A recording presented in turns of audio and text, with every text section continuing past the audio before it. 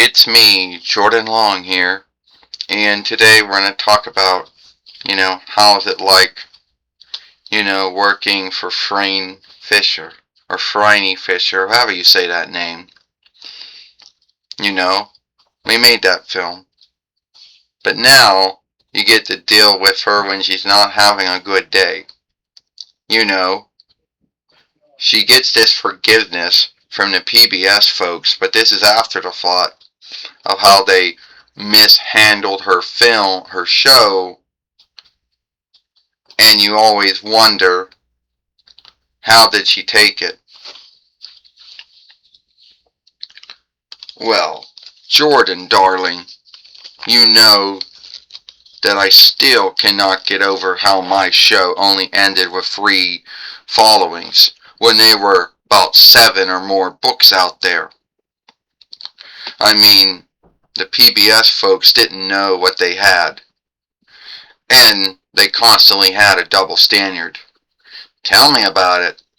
You don't go around getting a broadcast deal for the Dick Tracy film, 1990 YL, and then tell yourself, well, it's alright, that all the things going on in that film are alright because it's from the 4-1 Reichs. So it's not the same thing, The shooting and the fighting isn't the same thing. And that one woman that they say that she has one-night stands, but that's alright because Dick Tracy is a 4-1 Riker, And he's from the 1930s, which isn't really too far away from the 1920s. Yeah, Jordan, you would think that mean they could handle a show like mine. But no, they cannot. They get a deal back in 2012, whatever, I guess, 2011. And right off the front, they're like, oh, well, it's going to be this, this good show. It's set in Southern land and nothing bad ever happened there, right? Wrong. As soon as they learned it was about slaying unknowns, and that I sleep around in some of the episodes, a lot of them in Season 1 and Season 2, and I give most of it up by Season 3, but I at least had 2 more in Season 3, so whatever, and they couldn't handle it. Yeah, the PBS folks are stuck in this double standard, Miss Fisher, where they want kid-friendly shows and learning shows, and anytime they get a grown-up show, they freak out over it. Yeah, tell me about it, Jordan. Them and their bloody double standards.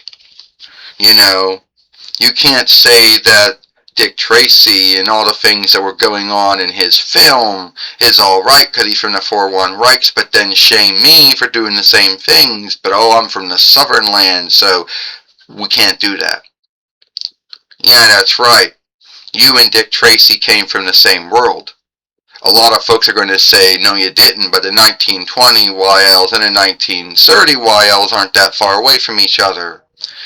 And you both happen to live around the same time, and it would have been cool if you two would have met.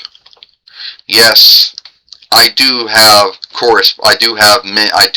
meetings with Dick Tracy many times. And at the end of the day, we do have on for each other. But this double standard really has to stop. Oh, and guess what? I ended up getting a note from them. A note from them? Oh, yeah. And this is many years after the thought, What does the note say? The note says, to Phryne Fisher, sorry that we mishandled your show when it was on.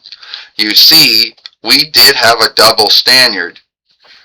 You're true, we did have broadcast rights to the Dick Tracy 1990 YL film many times, and we ran it in the past. Hell, we were even running it the same time we had to deal with your show. What freaked us out was that the sleeping around is what freaked us out. Not the shooting, not the fighting, but the sleeping around. Oh, that's a bloody double standard right there. Well, Jordan says, you know you get angry in the books, you break shit. Oh, yeah. Fuck the sheet. There goes that bloody forgiveness sheet. Well, Jordan said,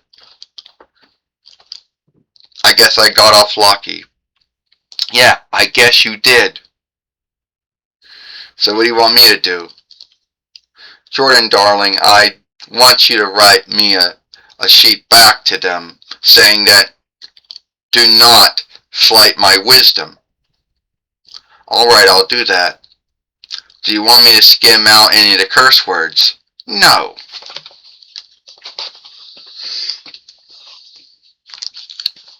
Well, that's what you get, PBS, for having a double standard and saying you're sorry many years after the fault.